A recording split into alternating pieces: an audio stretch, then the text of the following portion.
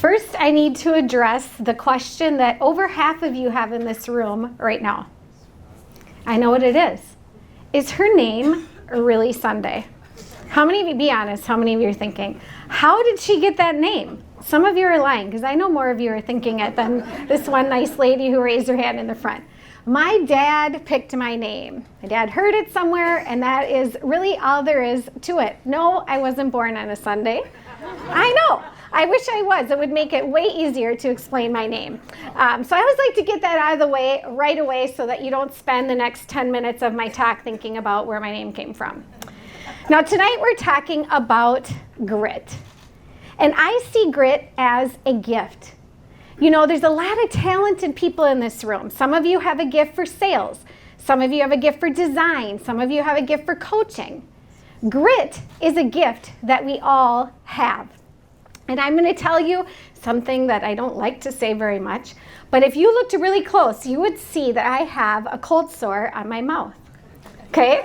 This is because last week I hosted my own event. Has anyone ever hosted an event? Okay, it's stressful.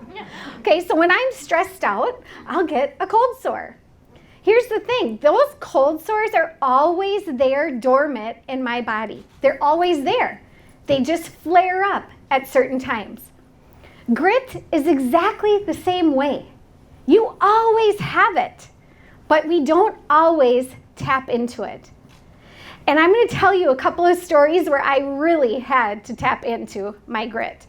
Now, I found myself sitting in tribal council on Survivor. It was like I crawled into my TV set. And as I'm sitting in this particular tribal council, Jeff Probst, the host of the show, says, "You are about to gamble $1 million on a rock draw." Now let me explain. In this particular tribal council, the votes were going to 2 people and it was a tie.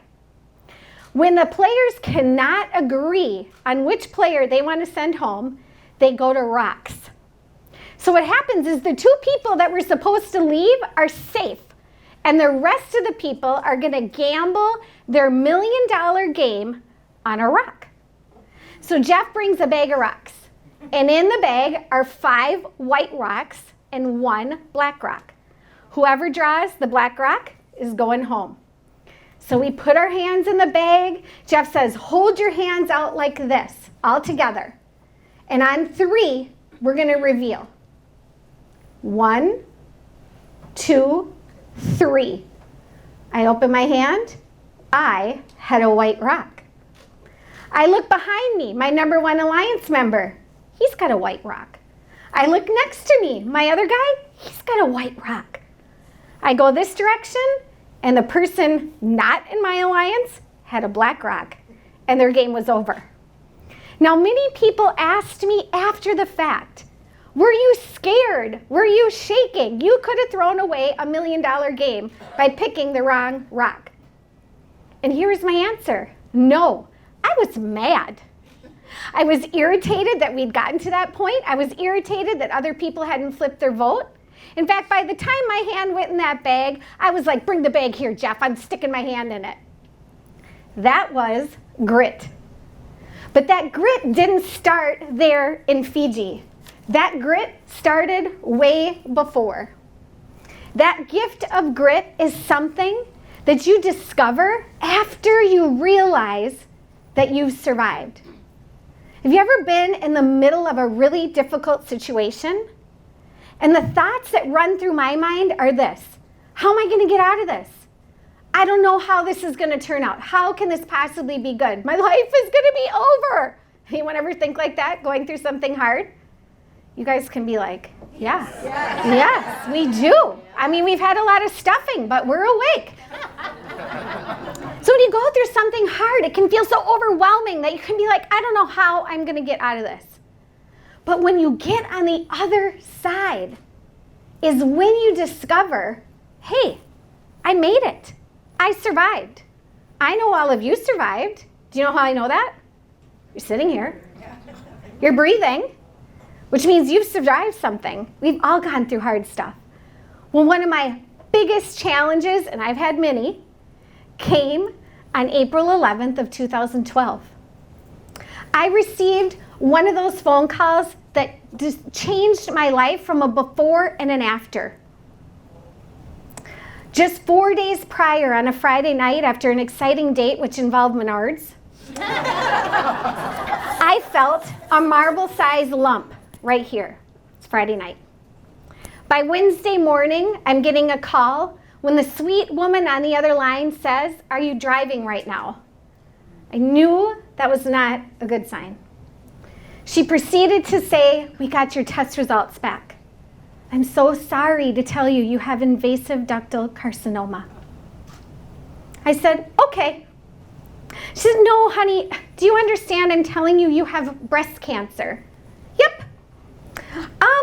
And she didn't know what to say. I was probably in denial, but I was like, "Okay, bye." You know, I called my husband. And in that moment, all I could think about was my kids. They were 12, 14, 16, and 18 at the time.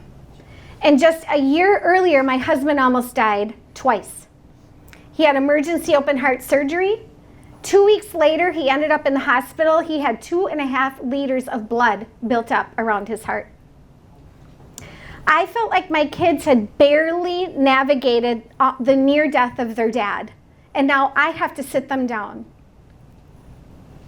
It was honestly one of the hardest parts of my entire journey. My 18-year-old son just put his head in his hands and sobbed. We immediately came up with a treatment plan. I had, all in all, probably about 11 surgeries. I had 8 rounds of chemotherapy, 28 days of radiation, and something unexpected, anxiety and depression. I didn't know that that was going to come with the cancer. I just didn't know.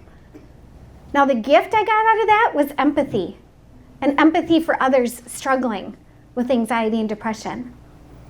But I worked my way through, and a couple years later, I got a clean bill of health, which is awesome. I didn't totally feel like I had a clean bill of health because I still had this anxiety hanging around. But my oldest son came to me one day and he said, "Mom, I saw you get through the cancer. I think it's time to go for your dream." And in that moment, I reflected back on what I had been through over the last 3 years. I saw a woman who was sick, a woman who was tired, a woman who was missing out on life, a woman that felt like she didn't have control over her own life. But the more I thought about it, I also saw a woman that was much stronger than she ever imagined she could be. I saw a woman that bravely went to all of her appointments, all of the plastic surgery appointments, all the chemo appointments, and kept a happy face for her kids. I saw a woman who got out of bed every day, and I saw a woman with grit. So I went ahead and I turned in an audition video for Survivor. And I actually got a call back. Can you believe that? So it's a long casting process. It started in October, but in the middle of March, I got a call. "We want you on the next season." I'm screaming. I'm so excited. I'm with my brother. We're all happy. And then I get home and I sit on my front porch and I start bawling. What was I thinking? I can't go on Survivor. I mean, look at me. I'm not athletic. I really like air conditioning. I don't like being dirty. I don't like sand. I don't like bugs. I like toilet paper a lot. I like razors and toothpaste. What was I thinking? And I had to remind myself. You were thinking you're the woman who just got through cancer. You were thinking if you beat cancer, you can go on Survivor. You're a woman who's got grit. So I went through the process, and as you know, I was asked to be on the show. I'm just going to give you a tiny bit of a picture of what that looks like. For our 33rd season, Survivor will put 20 new castaways to the ultimate test to prove which generation has what it takes to outwit, outplay, and outlast.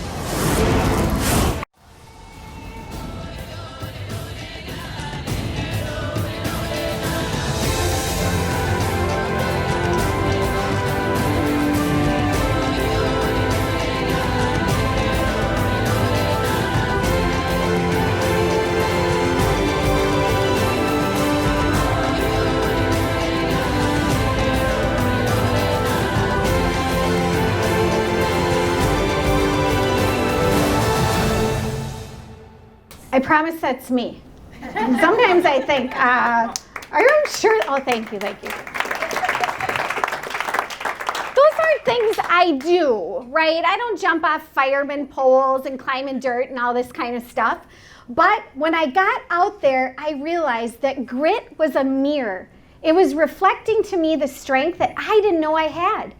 Strength that got me through cancer and strength that was going to get me through Survivor. As I was out there were days when I thought, I cannot do this another day. And I would be reminded, hey, you got through cancer, you can do this. You've got this gift of grit, and all you need to do is tap into it.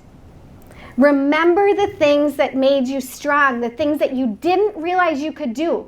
Apply them right here in this situation. So while I was out there, I had decided I was going to leave the after effects of cancer in Fiji. I knew that this was going to be a life-changing experience for me. And it was. Now, I could have never predicted how this would happen, but I'm going to show you it took place on an immunity challenge, and you'll see exactly what I mean.